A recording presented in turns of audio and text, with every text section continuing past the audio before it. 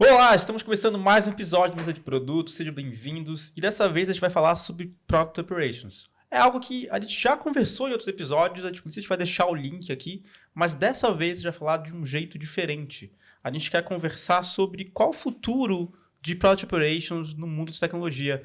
E será que ele vai substituir a área de agilidade? Ou será que ele é complementar a área de agilidade? E o que vai acontecer nos próximos anos com essa área também?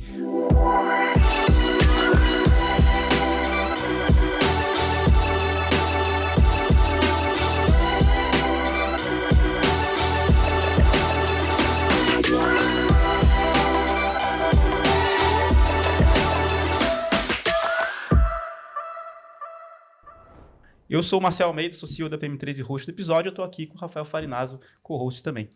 Tudo bem, galera? É um prazer estar aqui com vocês. A gente vai, como o Marcel falou, dialogar com esse outro episódio, mas a gente vai um pouco mais a fundo, falar um pouco da relação de ProdOps com as outras áreas. E o nosso convidado especial é o Rafael Albino, Chief of Staff do Nubank. Seja muito bem-vindo, Rafa, ao nosso podcast. Salve, galera, aqui da comunidade PM3. É sempre um prazer estar aqui com vocês. Tive a oportunidade, acho que foi em 2022 ou 2023, eu não me lembro bem, gravar um episódio junto com a Pri e vocês dois sobre agilidade, produto, essas intersecções entre essas coisas. E estou super empolgado para falar aqui sobre Product Ops, o que é isso, para onde vai. É legal ter você de volta. Inclusive, eu vou deixar um recado aqui para as pessoas que estão interessadas em capacitações e treinamentos. A gente tem sprints na PM3, na nossa assinatura, que você paga um valor só e tem acesso a vários cursos. Tem cursos de Product Operations, a gente vai deixar o link ali também. E se você tem interesse em levar treinamentos para a sua empresa, a gente também vai poder ajudar você nisso. Então, vou deixar o link aí também do PM3 para empresas. Aí já dá até para fazer o jabá, Marcel. Tem de metodologias ágeis. Eu tô lá como instrutor, eu sou lá como instrutor. Então, verdade. Isso, então... E você já ganha junto. Você assina a sprint, já ganha metodologias ágeis, Product Operations e dezenas de outras coisas. Isso aí. Inclusive, vou dar um spoiler aqui. Vai ter um keynote animal no Product Camp 2024. Sobre Product Operations, não vou dizer quem é ainda, hein? Mas é uma pessoa de fora do Brasil. Suspense. Mas já tá tudo certo. Já tá assinado. Já tá assinado. Tá assinado. Sucesso. Mas, gente, vamos lá. Eu queria abrir justamente no ponto de Product Operations vai substituir a agilidade, porque eu não concordo com isso. Já vi isso ser falado várias vezes. Acho que não. No primeiro momento, eu achava que não.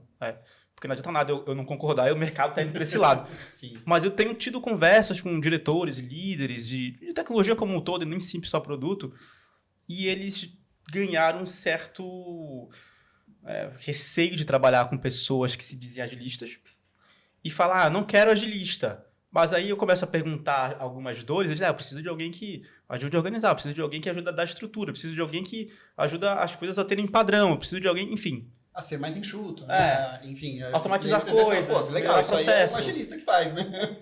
Mas aí se eu falo, o Product Operations resolveria, não, o Product Operations pode ser.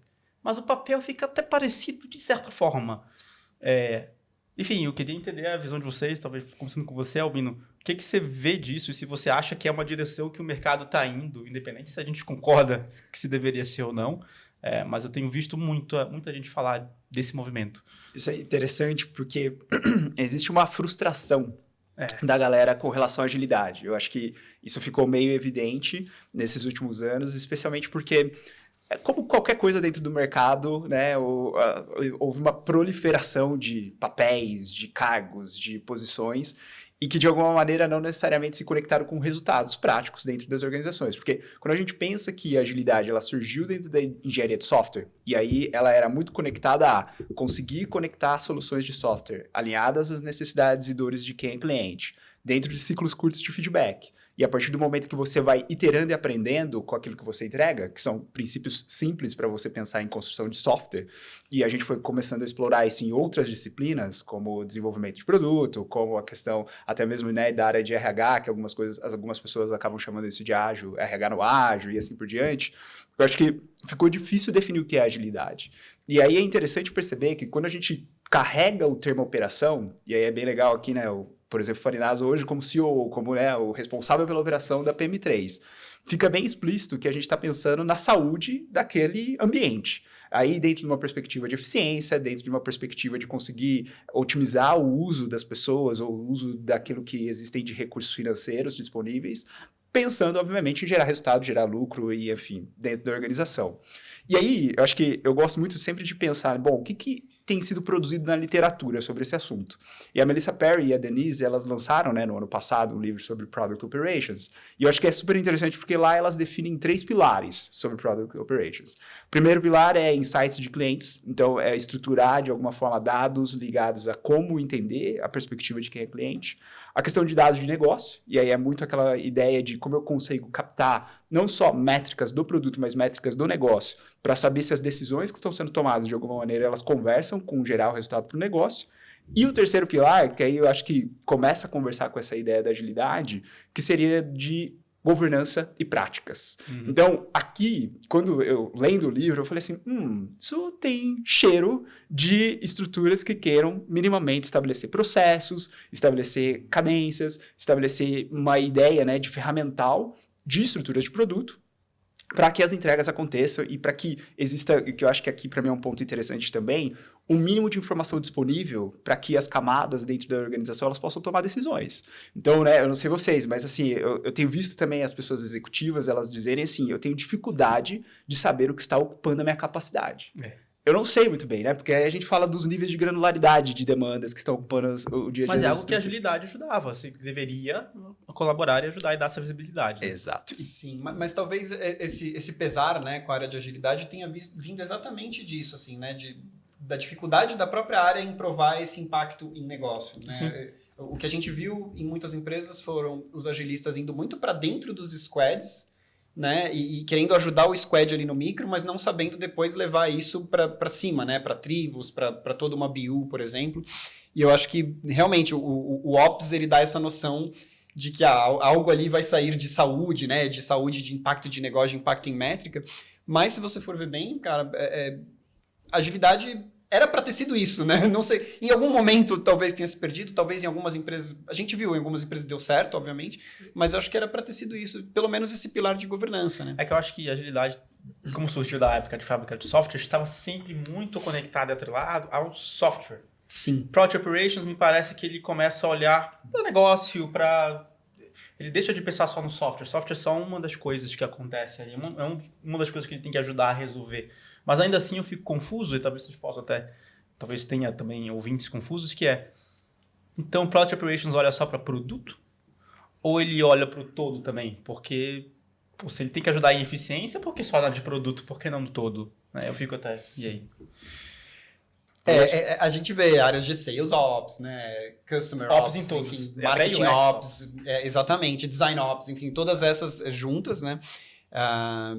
Em algumas empresas também a gente vê até o esforço de juntar essas áreas numa área de governança ou numa área de operações mesmo.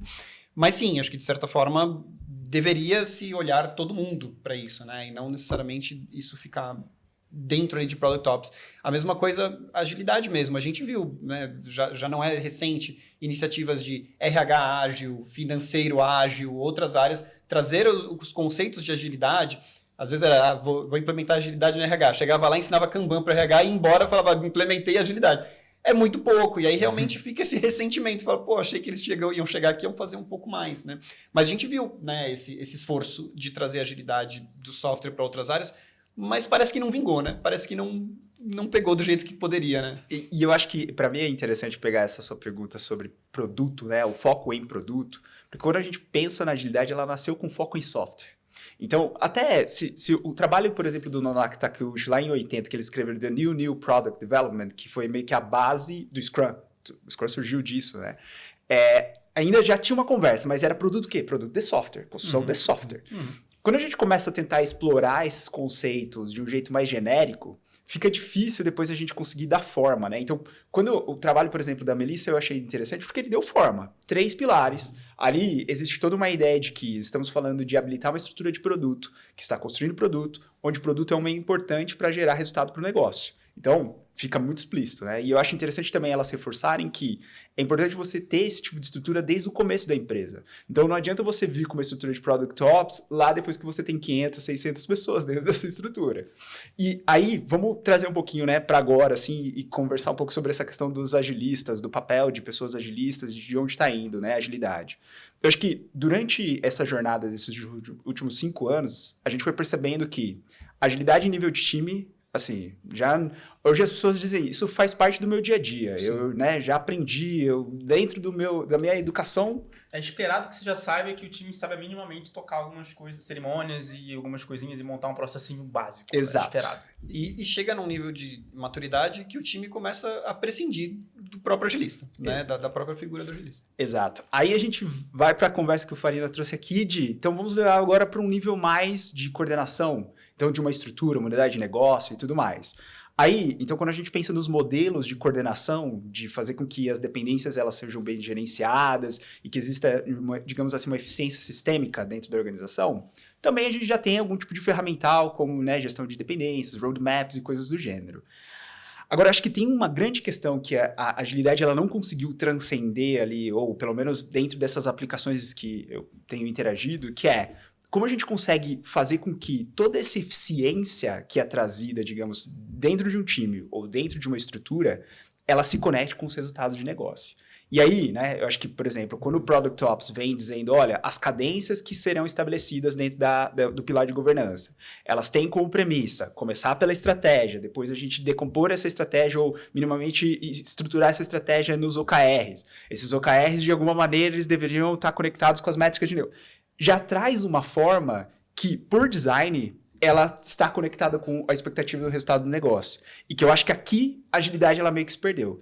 Então, eu acho que pensando um pouco, até nesse movimento mesmo de transição de pessoas agilistas para o papel de Product Ops, eu acho que é inerente o papel de Product Ops se interessar pelo negócio. É meio que aquilo, eu estou habilitando o negócio, que, inclusive, está construindo produtos.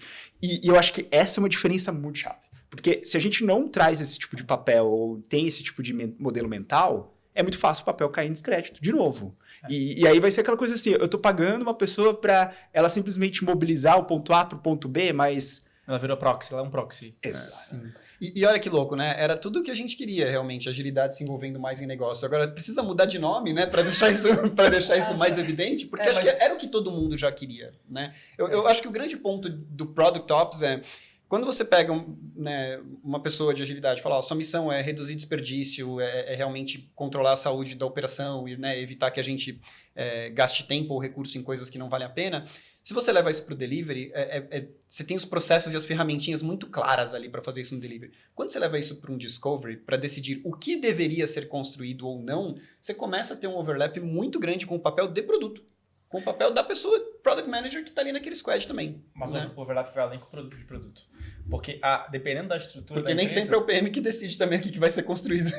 Exato, tem a área de estratégia. Dependendo da empresa, tem uma área de estratégia. Que muitas vezes a área de estratégia, dependendo do foco ali da empresa, o contexto, é eficiência e próximos passos da empresa. De certa forma, também choca com o produto. Porque a estratégia pode falar, a direção é essa, aí produto, mas eu fiz um discovery e o caminho é esse outro. Quem decide o que faz... E, ao mesmo tempo, eu já vi empresas que a área de estratégia olha muito para a eficiência. Então, eles criam processos, criam padrões, criam métricas e dashboards para a gente ver onde estão gargalos, etc. Principalmente empresas que têm tem muita coisa digital, mas tem um toque no lado físico. Acho que um mercado onde a margem é decisiva, né? Um mercado onde tem pouco diferencial e vai ganhar quem tiver a melhor margem Varejo, de lucro. Exatamente, assim, ali vai ser decisivo enxugar. Uma pessoa que eu, inclusive, conversei recente, trabalha no mercado de varejo, ele falou, cara, eu não quero... Estou contratando para produto, pessoas, GPMs, PMs, e eu não quero alguém de produto. Eu quero uma pessoa de negócio que entende varejo, porque todo mundo que eu contrato de produto é engolido pelas pessoas de negócio, porque eles não têm vocabulário para discutir. Principalmente varejo, né? Que é uma área muito antiga, né? Um segmento que já tem muita maturidade, né? Exato. Não só os jargões, mas assim, já aprendeu muita coisa do que não fazer. Aí chega uma pessoa de produto lá e fala, vamos para esse caminho. Fala, cara, esse caminho aí na década de 70 a gente já sabia que não era para fazer, entendeu? E aí realmente não funciona. E eu acho que o Product Operations é isso, ele está no meio de produto, mas ao mesmo tempo negócio, e ao mesmo tempo estratégia, só que aí, na minha visão, o nome Product confunde. Ele deveria ser, sei lá, Operations Efficiency, whatever, e ele vai... Ele é similar à área de estratégia, gente. Ele vai olhar para o que é prioridade e atacar aquilo. Nem sempre a prioridade está em produto. Eu acho que esse é um problema, tá? Nem sempre a prioridade de eficiência está em produto. Isso num mercado como o de varejo, mas e num mercado que é oceano azul e inovação, ninguém sabe o que está acontecendo ainda, sabe? Acho que depende muito da organização. Aí muda. Em algumas organizações, a área de Ops vai ser muito forte, porque naquele mercado é exigido que isso. Em outras, a área de estratégia vai ser muito forte, porque ali é o que precisa ser. Né? E aí, qual vai ser a área que vai ficar dentro da outra pode ser uma decisão realmente muito de mercado, né? Do que aquele mercado pede. Eu vejo muito as pessoas no B2B, né? Que tem Sales Ops e pessoas que atuam nisso. É essencial você ter. Se você não tem, você está perdendo tempo e eficiência do seu time que poderia estar vendendo mais. Então, é até fácil correlacionar e falar, pô, preciso de uma pessoa de Ops para liberar meu time. Produto, eu fico assim... Como você... E até o ponto, como você metrifica o sucesso da área de Product Operations, sabe? Essa é uma ótima pergunta. Essa é uma ótima pergunta. E assim, eu tenho pensado bastante sobre isso, porque acho que são estruturas habilitadoras, independentemente de quais, né, elas são dentro da organização, é difícil a gente conseguir pegar o impacto direto. Porém, acho que tem alguns elementos ligados indiretamente, especialmente quando existe um crescimento da organização, que começam a ficar um pouco perceptíveis. Assim. Então, vou dar um exemplo. Quando a conversa sobre poder entregar algo passa a ser preciso contratar mais, independentemente de eu avaliar as formas como estão sendo construídas as coisas hoje dentro da organização, aí eu já começo a me questionar. Será que não existe nenhum tipo de oportunidade de eficiência no agora, do jeito que nós operamos, para a gente poder minimamente tomar melhores decisões, priorizar, e a partir disso? Então, para mim, esse já é um sinal, e aí que justificaria você ter uma infraestrutura. Foi assim que a gente chegou em tanto layoff, né? Foi não percebendo esse tipo de coisa, assim, mais fácil contratar, abre vaga. Exato. Então, e deu no que deu, né? Aí, para mim, esse é um primeiro ponto. Um segundo ponto, que também é um cheirinho de que começam as coisas a ficarem meio assim suspeitas, eu não tenho minimamente sensores, e aí pensem aqui muito em sensores, indicadores, métricas, que me ajudem a avaliar a saúde daquela estrutura. Aí, vamos pensar, eu sou uma pessoa diretora de produto. O que poderia ser saúde para minha estrutura? Qual que tem sido o impacto do meu produto dentro, né, do P&L da organização, das receitas e perdas, né, e custos da organização? Qual que tem sido, digamos assim, as métricas de produto, como elas estão, se elas estão saudáveis ou não? Mas aí também começa.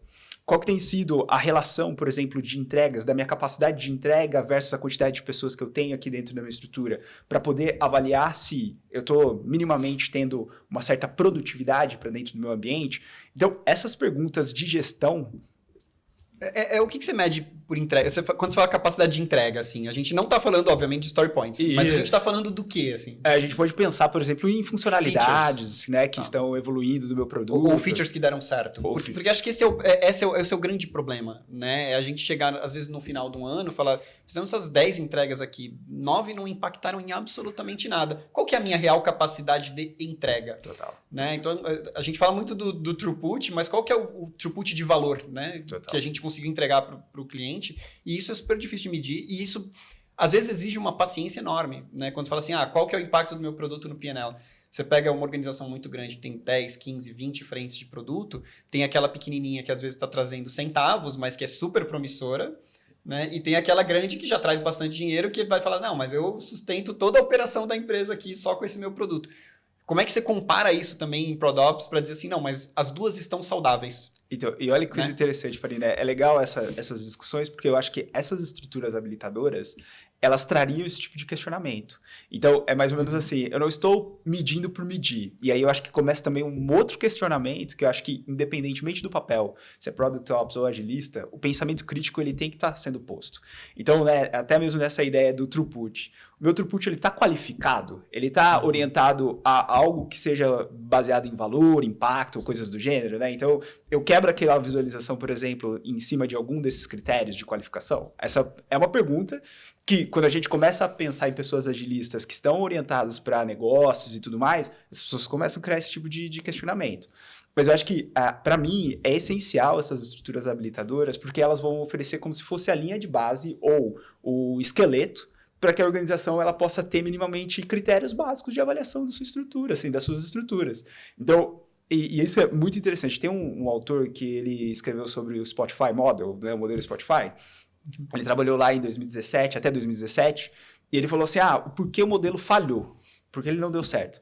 Legal. E um dos pontos que eu achei interessantes que ele trouxe foi falta de linha guia desde o início para todos os times. Então, ele usava muito o termo, assim, os times eles foram organicamente se estruturando. Então, práticas, processos e coisas do gênero. Cada time tinha a sua liberdade de escolher e chegou um determinado tipo de momento que ficou insustentável, porque quando existia aquela conversa do tipo assim, onde estamos alocando hoje as nossas pessoas, os nossos times? Putz, para extrair esse tipo de informação por falta de padrão, era praticamente impossível. Não se sabia. Se confiava que as pessoas estavam evoluindo roadmaps e coisas do gênero, ou que se tinha uma linguagem mínima ali para dizer o que era a prioridade naquele trimestre ou semestre, e as coisas iam fluindo. E aí ele falou, acho que para qualquer organização, ter linhas de base ou ter linhas guia, elas vão ser importantes para que depois eu consiga minimamente tirar uma fotografia daquela organização e saber se ela está saudável ou não. Então, eu acho que esse tipo de estrutura habilitadora, ela traz esse tipo de capacidade. Aí vocês vão falar assim, mas onde? Que já tem disciplina que fala sobre isso. E no episódio que eu participei aqui, eu falei, é engenharia de produção. É produção. A gente às vezes fica insistindo, não, é produção. Acho que a diferença é que agora a gente está trazendo o tempero digital, certo? Mas continua sendo produção. Só que aí eu fico até na dúvida real mesmo, do tipo, beleza, para Product Ops eu entendi. E para Design Ops? E para Marketing Ops? E para todos os outros Ops? É a mesma coisa? Porque eu já vi Design Ops, e nem sei se está certo ou não by the book, mas eu já vi Design Ops que, não, eu sou do time Design Ops e aqui nosso foco é fazer Design System para criar um padrão para todo mundo desenvolver e criar... Mas o Design System é uma estrutura habilitadora para garantir produtividade. Também garante consistência, também garante satisfação do usuário, né? Minimiza a carga cognitiva e tal, mas se você não pensar no usuário por um tempo, tá? Rapidinho, se você não pensar no usuário por um tempinho aqui, é uma estrutura habilitadora de time que dá muita velocidade também. Mas é só isso que o Design Ops faz? Porque produto a gente está falando muito de negócio e tal, e não sei o quê. Mas eu também já vi gente de produto que tá em Product Ops e fala, não, eu vou padronizar aqui o template de OKR.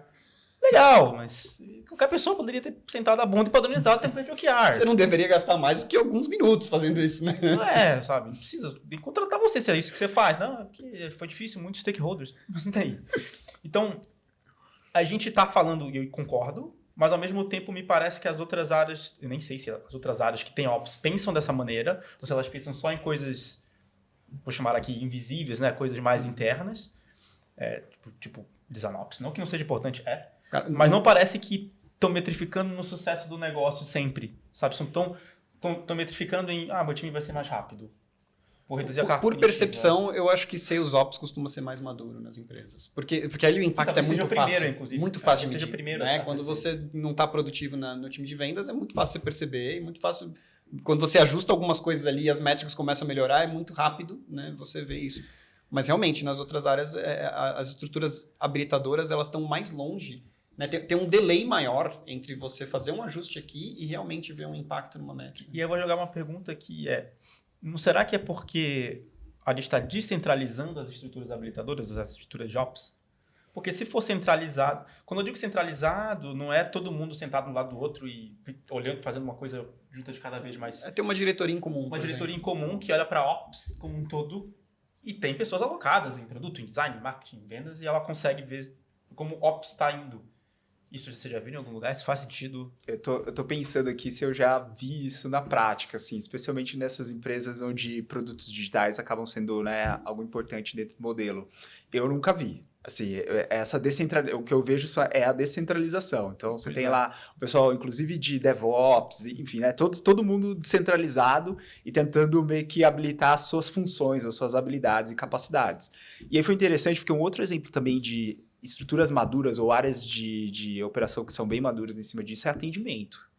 Atendimento ao cliente. Isso aqui, assim, é um negócio que é assustador. A nível... E aí cumprimento de SLA, né? Tempo de resposta, primeira resposta, etc. Exato. Isso aí realmente... É muito maduro.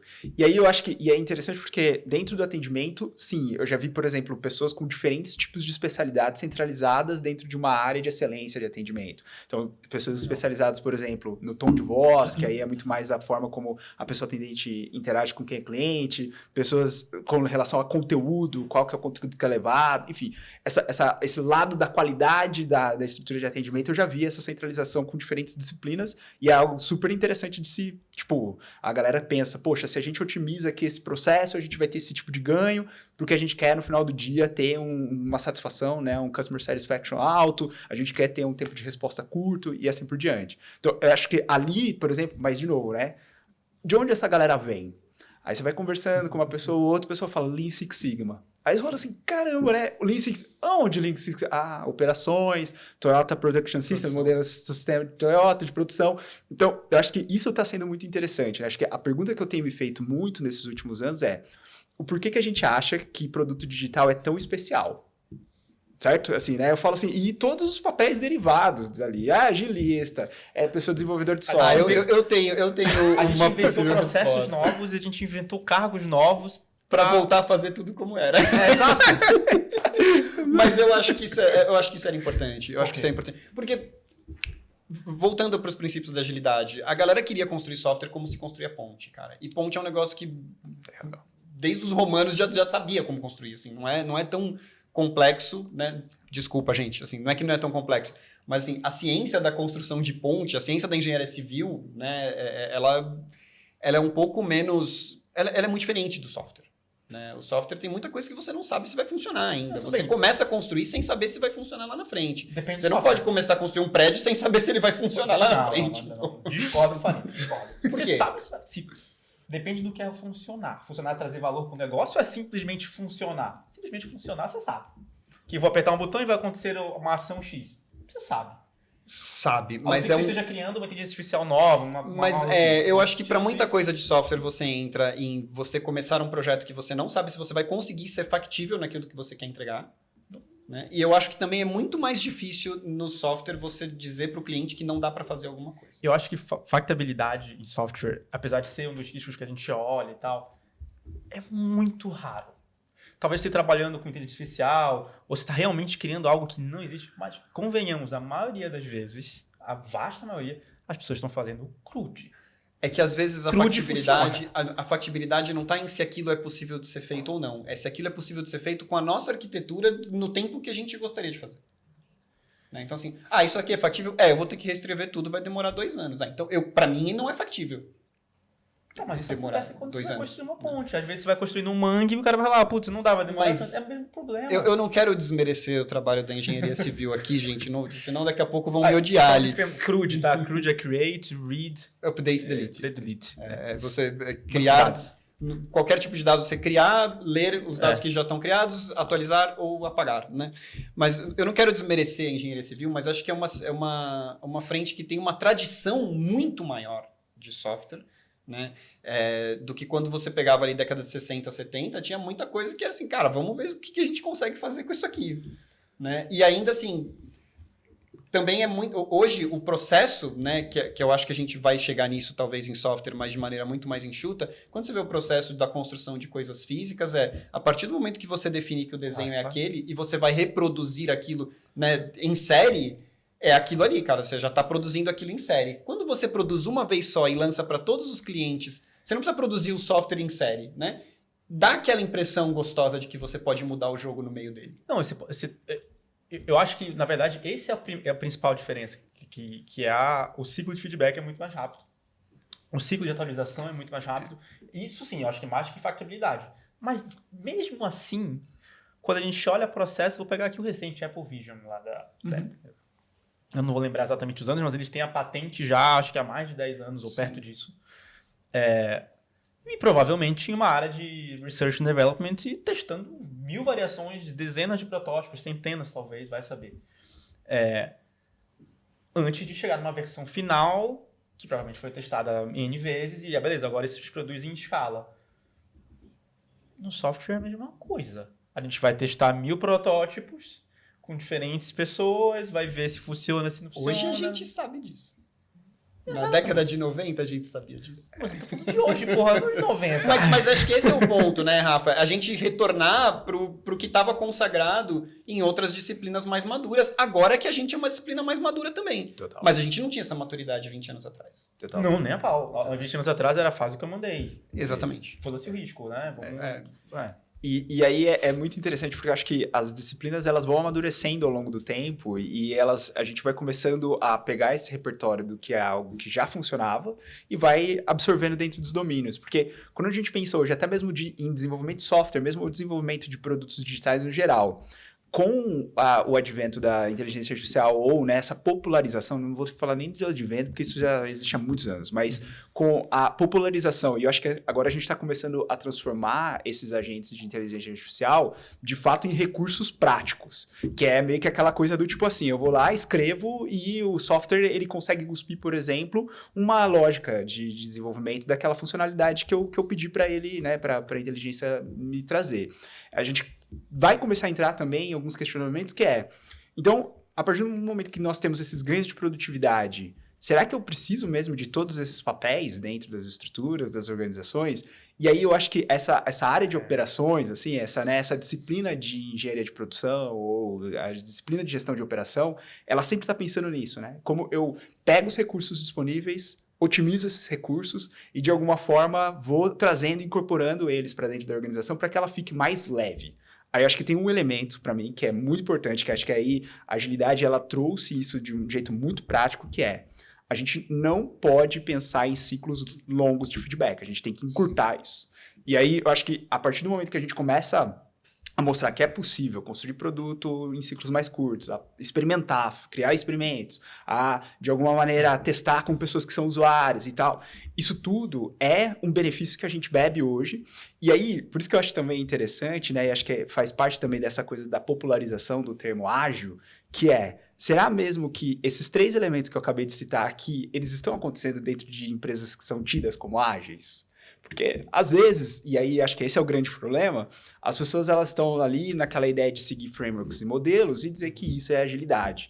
E que eu também não duvido quando a pessoa falou para você do template de OKR, que nossa estrutura de Product Ops está funcionando aqui, olha o valor, estão criando templates de OKRs, sabe?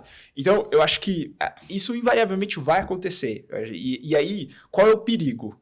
O perigo é esse tipo de papel, ele rapidamente perder importância dentro do ambiente. E aí, quando vem um empurrar sobre otimização de custos, esses papéis eles vão facilmente serem cortados, assim, né? Então, eu acho que essa atenção, né, essa consciência de mercado, eu acho que ela é fundamental para a gente sempre estar ali também, né, traduzindo. Será que eu estou conseguindo acompanhar o impacto daquilo que eu estou conseguindo gerar dentro da organização, seja como Product Ops, seja como agilista, seja como Product Manager, porque eu acho que esses elementos todos, assim, eles vão, no final do dia, contar para quem acaba ficando e quem acaba não ficando dentro da organização.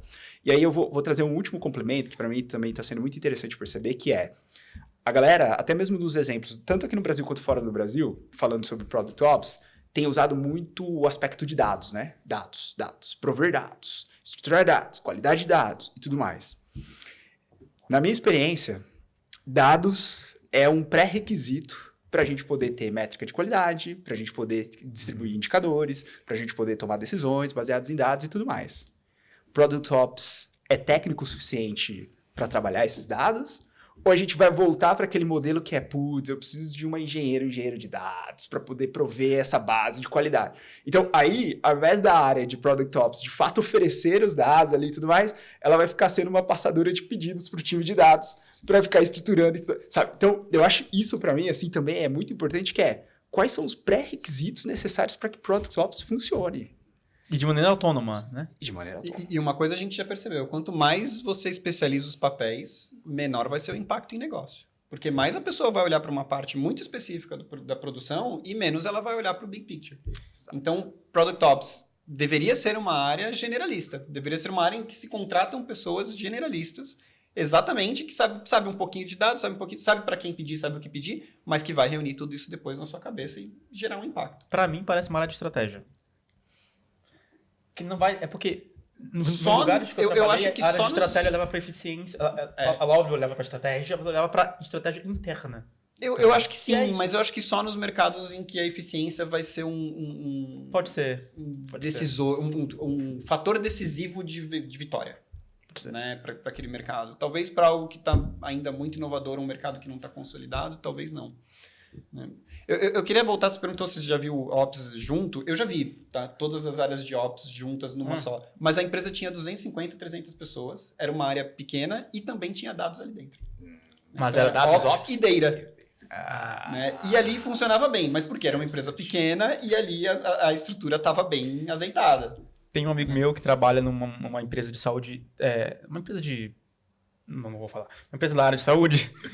E lá ele trabalha na área de dados e estratégia. Só que boa parte do pedaço e estratégia é Ops.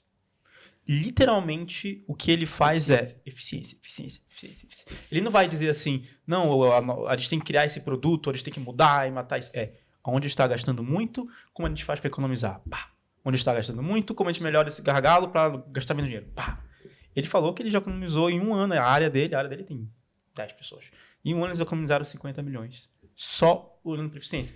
Por isso que eu falo, o estratégia, dependendo do contexto da empresa, é um Ops também. É que, assim, a arquitetura organizacional é um grande trade-off. Quem que você vai colocar para se conversar mais e quem que você vai conversar menos, e o resultado vai ser um reflexo da estrutura do sistema. Com certeza. Então, acho que naquele caso ali, estratégia, Ops e Data tudo junto, faz sentido. Para outras empresas, não. Mas é um trade-off. Você sempre vai... Porque, idealmente, todas as áreas seriam uma só, né? A empresa seria composta por uma única área onde é feito tudo lá dentro. Todo mundo se fala, e todo mundo se fala, mas isso não acontece, né? E aí tem exatamente os generalistas e os especialistas, cada um sabe para onde vai tocar a bola, onde vai estar... Isso não vai existir. Então, a partir do momento que você cria áreas, você sabe que um pouquinho de silo você está criando. A questão é quais silos você aceita e quais silos vão te quebrar, vão te fazer falir. Né? Então, se estratégia, vai estar junto com Ops, vai estar junto com ProdOps, com agilidade, eu acho que é muito essa decisão de quais pratinhos você está disposto a quebrar, quais riscos você está disposto a correr, sabe? Total. E eu gosto muito de pensar, né, na tomada de decisão sobre esses trade-offs, de o que junta, o que separa e tudo mais, que é como reduzir o custo de coordenação e transação. Os dois custos. Se você consegue minimamente trazer estruturas onde você otimizou essa equação, você está garantindo sinergia, alinhamento e tudo mais, e as decisões elas acabam sendo muito mais, digamos assim, ótimas, né? Não subótimas, assim. Que é reduzir dependência no final do dia. Então, eu acho, e é muito interessante porque, por exemplo, né, algum tempo atrás, eu tive a oportunidade de ter acesso a um papel chamado arquiteto de negócios. Eu falei assim, arquiteto de negócios parece ser interessante. Mas, magicamente, esse papel virou Product Ops em algum momento, assim, certo? Então, eu falo assim, bom, né, talvez o arquiteto falava um pouquinho melhor sobre essa coisa generalista e tudo mais. Agora, está sendo interessante perceber também que, acho que por conta de não ter uma definição muito clara do que se esperar de uma pessoa que é Product Ops, do que é uma pessoa Product Manager, que aí, né, tem... As conversas, talvez ter mantido o papel anterior facilitaria essas conversas. Agora tá ficando mais difícil, porque todo mundo acha que é de produto, e aí só que eu mando mais no produto, eu mando mais no processo, enfim, aí agora tem alguns conflitos que têm sido derivados disso, que tem sido interessantes também perceber, mas acho que é uma evolução, né, Até me incomoda um pouco chamar a área de produto, sabe? Eu já falei em alguns lugares aí, deve ter espalhado esse meu coach por aí, de que produto é uma coisa muito importante para ficar só numa área, né? Para ser feito pela área de produto. Cara, o produto é da empresa inteira. Né? Então, me incomoda um pouco esse nome. Agora é tarde demais, né? Já criamos todo um branding em cima disso. Mas eu acho que dá essa impressão ruim de que a área de produto é a área que decide como vai ser o produto. E não deveria. Né? É a área que facilita as decisões de produto, é a área que faz a gestão dos riscos de decisão de produto, talvez.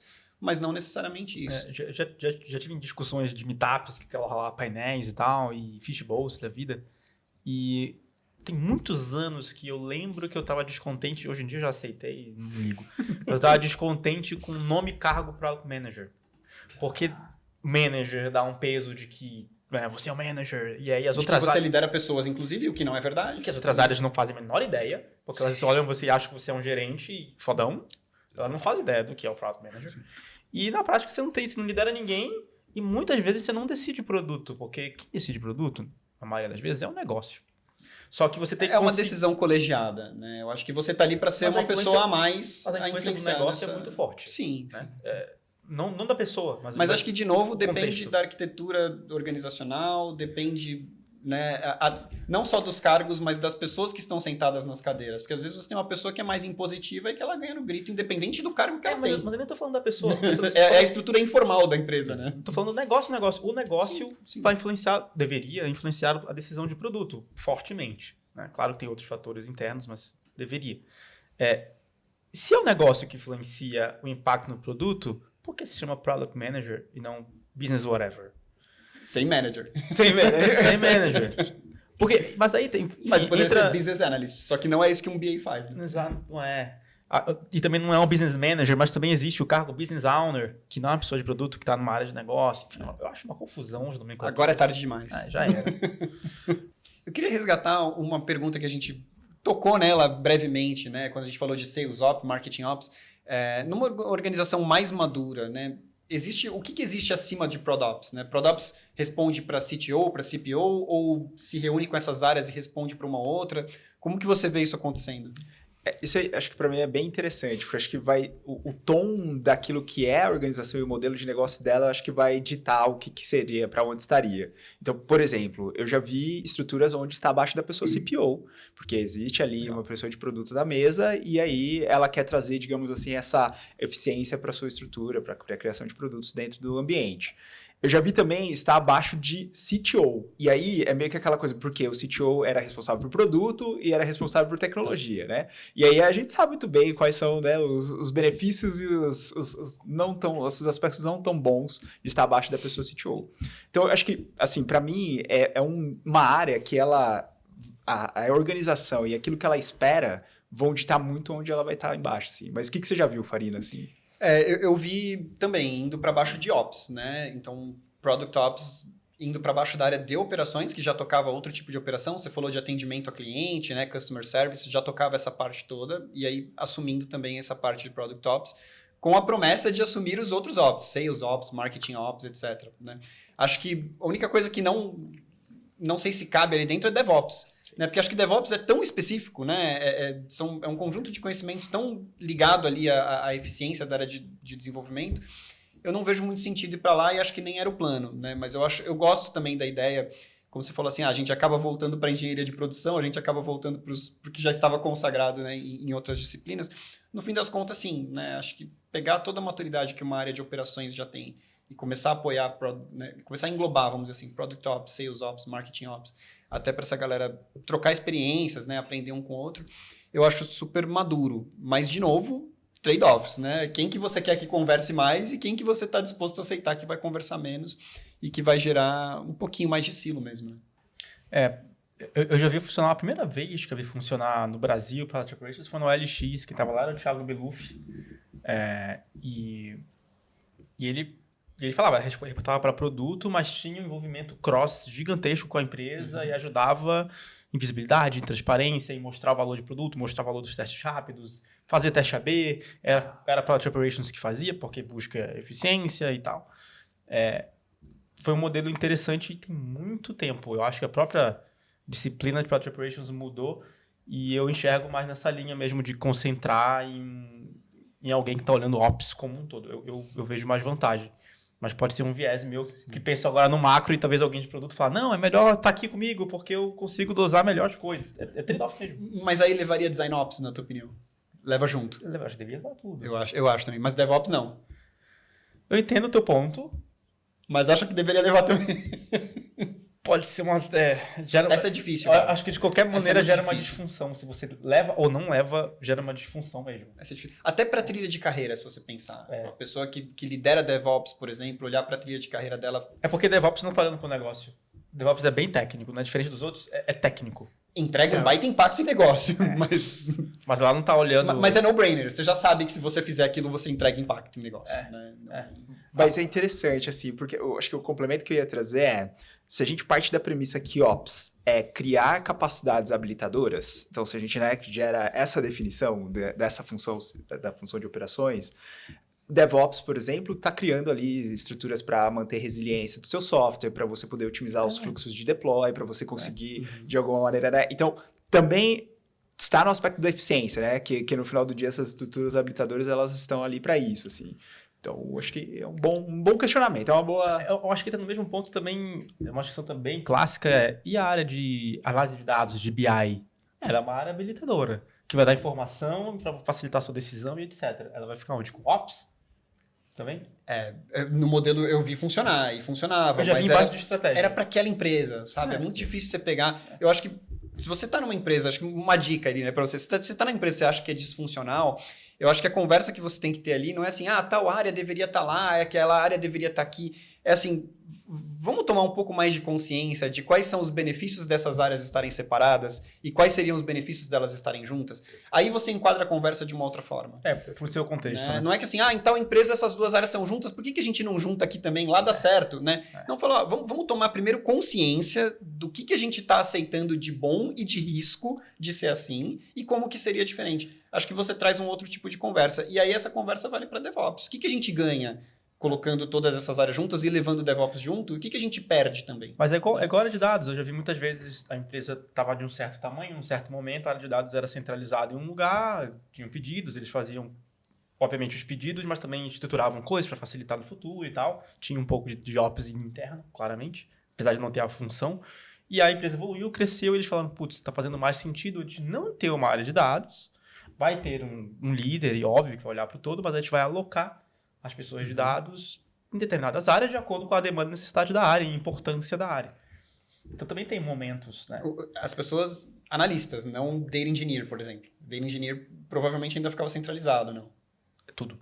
Alocou tudo separado. Tá. Tudo. Então aí você tem que ter uma governança gigante, né, para garantir que essa galera pulverizada tá fazendo, né, você vai conseguir depois o trabalho de um conversar com o outro. Vão ter que ter as lideranças que estão centralizando e padronizando. Talvez tenha que ter o Data Ops, né, que faça isso acontecer. E tá aí as linhas guia. Eu acho que isso para mim é fundamental quando a gente pensa em escala. Linhas guia lá do Spotify. Do Spotify, né, e eu acho que o princípio básico é sem padrões, e acho que essa também é uma questão importante da gente discutir. Sem padrões, fica muito difícil a gente conseguir criar uma consciência e um alinhamento interno dentro da organização. Isso serve para qualquer coisa. Quando a gente pensa em padrões de comunicação, quando nós pensamos em padrões de desenvolvimento de software, quando nós pensamos em padrões de apresentação, por exemplo, de roadmaps, enfim, são todas, né? O padrão, ele serve para quê? Para simplificar determinado tipo de decisão ou algum tipo de informação, compilar e fazer com que as pessoas entendam, né? Então, eu acho que aqui, para mim, a decisão sobre Ops, acho que a reflexão que eu queria deixar muito para a galera é,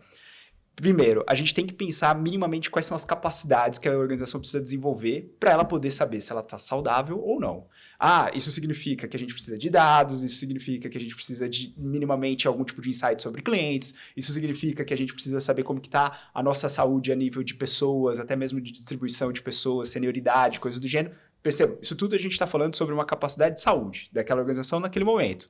Aí, durante o papo aqui, a gente falou bastante também sobre estratégia, né? E aí acho que a reflexão é, eu estou conseguindo ter sinais mínimos que a minha estratégia do agora, ela está fazendo sentido? E que eu tenho inputs o suficiente para me ajudar a desenhar uma estratégia futura? Se vai ser a estrutura de Product Ops que vai mastigar essas informações e depois alimentar para uma estrutura de estratégia, para uma diretora, um diretor, ou se isso vai estar dentro da área de estratégia. Eu acho que, independentemente de qual área, a gente está discutindo sobre a capacidade de entregar uma estratégia no hoje e desenhar uma estratégia para o futuro. E aí acho que tem um terceiro elemento para mim que é fundamental aqui a nível de capacidade de operação de uma estrutura, que é ela conseguir saber e refletir se ela não vai minimamente quebrar os seus critérios de qualidade. Então, eu acho isso super interessante quando a gente fala assim sobre satisfação de quem é cliente, qualidade do serviço, até mesmo, né, a performance, por exemplo, da nossa aplicação, do nosso produto e tudo mais, isso é qualidade daquilo que a gente está oferecendo. Se essa, digamos assim, essa capacidade, ela está abaixo, isso vai gerar churn, isso vai gerar, né? Então, eu acho que esses 3 elementos de capacidade é isso, é uma operação saudável. Então, eu acho que, né, no final do dia, eu não sei muito bem. Tente perceber dentro da sua organização essas 3 capacidades. Se você falar assim, putz, tô aqui aqui a galera de agilidade tá puxando isso, aqui a galera de produto tá puxando isso.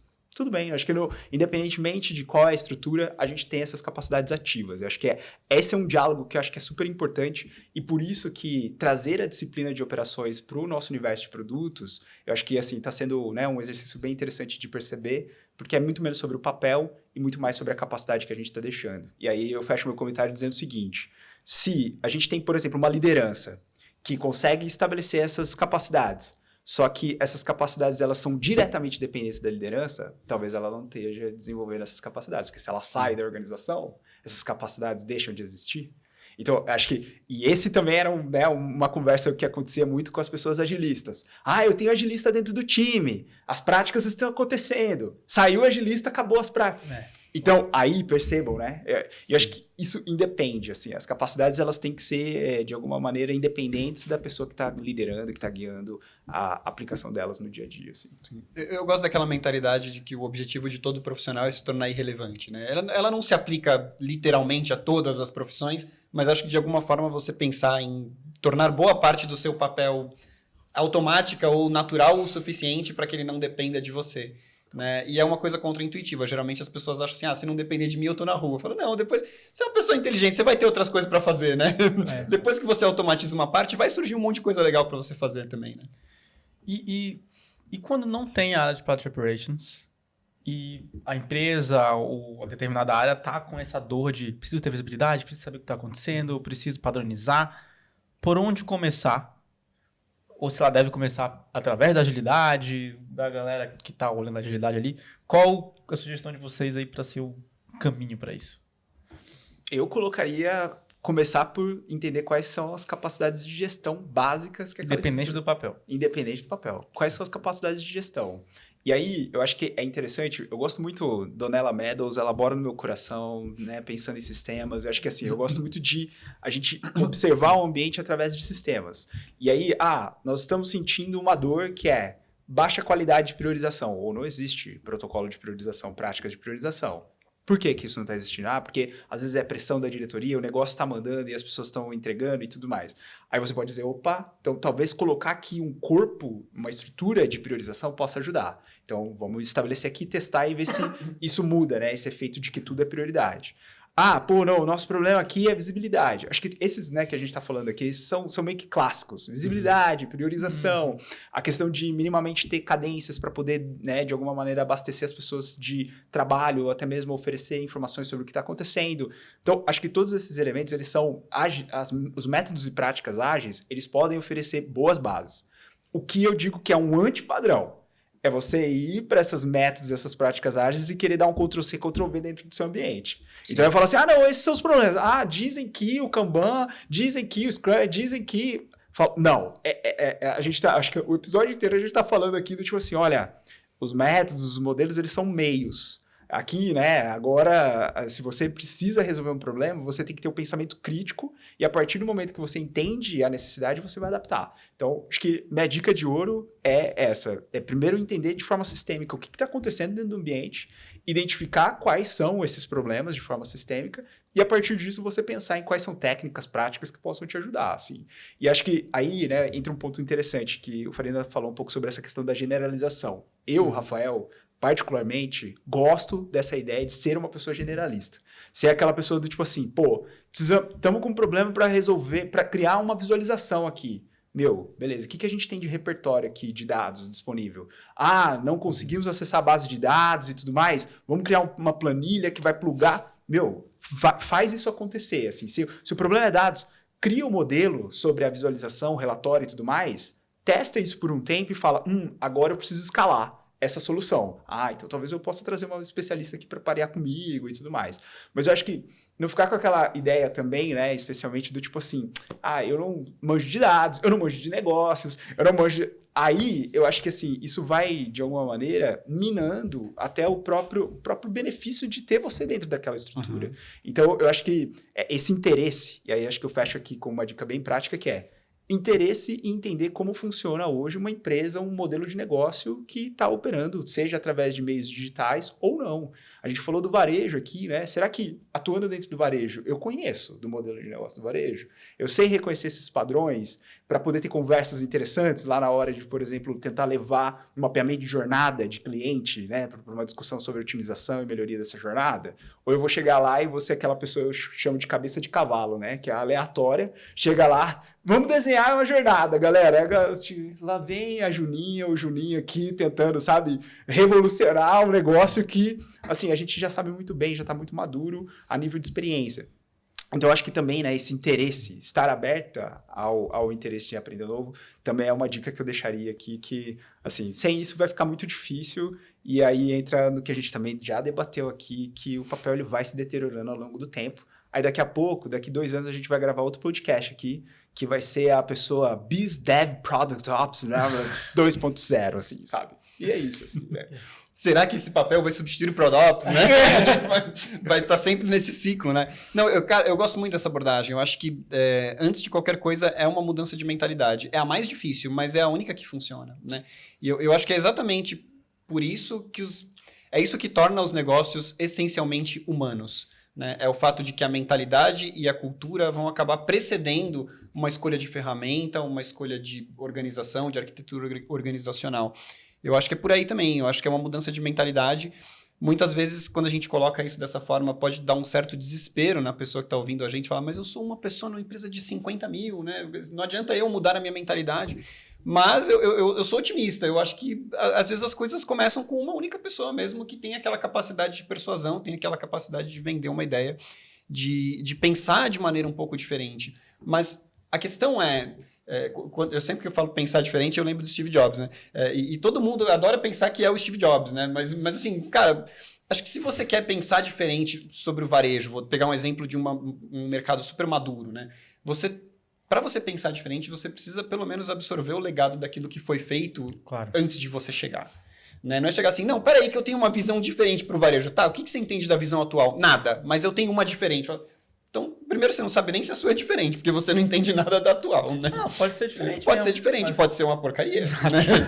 Então, acho que ter um certo respeito, né, pelo legado daquele mercado, pelo legado das decisões que foram tomadas até ali, porque se o varejo funciona até hoje, é porque tomou boas decisões, né? Senão não existia varejo. Né? Se aquilo tudo tivesse errado, esse segmento sequer existiria, porque estava tudo errado, todos iam falir e não existiria varejo. Então, se chegou até aqui, chegou com um modelo, né, devidamente ajustado ali de freios, contrapesos, etc., que o negócio para de pé, funciona e tem um jeito legal. Não dá para você chegar e dizer, gente, eu tenho uma ideia de fazer diferente, se você não domina nem o básico, né? Não diria nem o básico, mas se você não domina bem como aquilo é feito, né? Senão, você não é o Steve Jobs, né? E mesmo o Steve Jobs, ele tinha essa noção de como as coisas eram feitas até ali. Ele não chegou a falar, tive uma ideia diferente. Ele sabia como era feito até ali. Ele conhecia muito bem de como já era feito para poder propor uma coisa nova. Então, eu super acredito nessa questão, cara, da mentalidade antes de qualquer ferramenta, antes de qualquer processo. No fim das contas, tudo vai se resumir à análise e solução de problemas. Né? Você olhar e falar, tá, qual que é o problema que a gente quer resolver? A gente não pergunta isso do usuário? Vamos perguntar isso do processo também. Né? Qual que é o problema que a gente quer resolver aqui? E como que a gente poderia resolver? O que já foi tentado antes? O que funcionou? O que não funcionou? Ah, esse jeito que está hoje não é bom. Mas como que a gente chegou a esse jeito que não é bom? Porque em algum momento lá no passado ele pareceu uma boa ideia. Né? E esse tipo de pergunta, geralmente, acho que eu vejo poucas pessoas fazerem, mas as que fazem são as que se sobressaem na sua carreira. Total. Sem dúvida. E vocês acham, no final das contas, a gente acabou nem colocando os pingos nos is da pergunta inicial, que é... Vamos lá. Como vai ficar para DevOps com agilidade? Eu até nem complementei na pergunta lá no começo do episódio, mas eu lembrei de um caso agora. Eu conheço uma pessoa que lidera a área de Product Operations e os agilistas foram para lá, inclusive estão dentro de Product Operations. Como vocês enxergam esse movimento? Vai acabar a área de agilidade nas empresas? Vai tudo virar para DevOps? Ou não? Vai coexistir mesmo? Eu acho que vai englobar. Não é um juízo de valor, não estou dizendo que é o certo, mas eu acho que é o que vai acabar acontecendo. E eu acho que, especialmente pensando que o pilar de governança e práticas está dentro do que é esperado de ProdOps, dentro de um universo de construção de produtos digitais, é o natural. Assim. Então, acho que... Pode ser que tenha um Scrum Masters e Agile Coaches lá dentro com esse cargo, mas eles vão responder para a área de... Isso.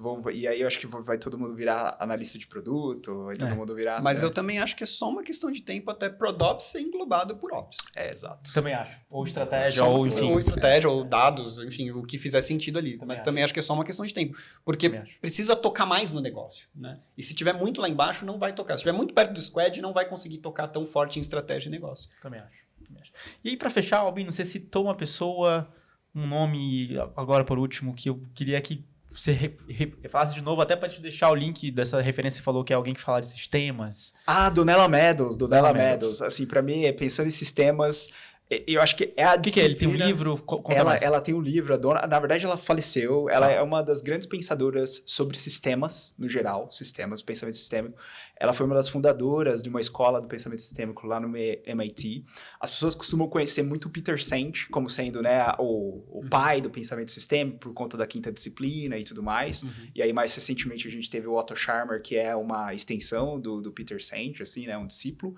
Mas a dona, ela tem, né, o livro Pensando em Sistemas, com uma série de padrões que vão nos ajudando a entender que aquilo que acontece dentro do ambiente, às vezes não é necessariamente baseado em uma pessoa ou em alguma ação, mas sim sobre todo um conglomerado de eventos que vão desencadeando. E acho que é interessante, né? Porque o pensamento sistêmico, ele ajuda a gente a enxergar ou perceber de forma mais holística, mas ele tem seus limites também, porque é um padrão.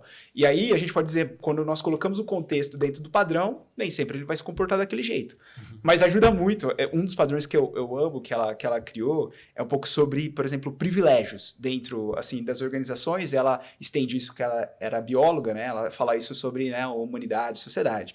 Mas aí, esse padrão de privilégios quando você começa a privilegiar um determinado tipo de consumo de recurso e você parabeniza ou você reconhece, você vai dando mais recurso para essa estrutura e aí você vai alimentando. E o que acontece? Quando você faz isso em detrimento de uma outra estrutura, uma outra pessoa e tudo mais, essa outra pessoa vai tentando fazer mais, mas ela nunca é reconhecida, enfim. Então você fica num loop que é reforçando de um lado aquele seu favoritismo para uma estrutura A e deixando de lado aquela estrutura B que está trabalhando loucamente ou está produzindo loucamente qualquer tipo de entrega. E aí, né, isso é um padrão que ela identificou. E aí ela falou assim, bom, quando a gente pensa, por exemplo, na sociedade ou na economia, o consumo de determinado tipo de produto em detrimento de outros, o que o mercado faz? Ele para de produzir esse outro produto porque ele vai querer estar ali, né, gerando consumo e tudo mais. Aí, tendo trabalhado durante 2 anos dentro da estrutura de RH, eu comecei a explorar esse padrão em cima de pessoas que eram promovidas dentro das organizações, em sistemas de reconhecimento, mérito e promoções.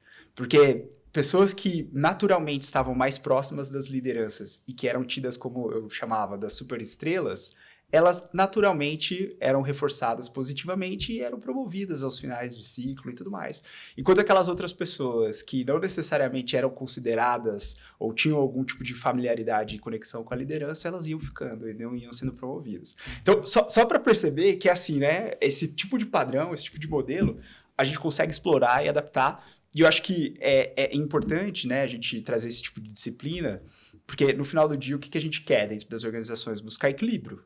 Certo? E era o que a dona falava. Ela falava, se a gente continuar consumindo a nossa terra sem minimamente ter esse equilíbrio, vai chegar uma hora que os recursos eles são finitos, eles vão acabar.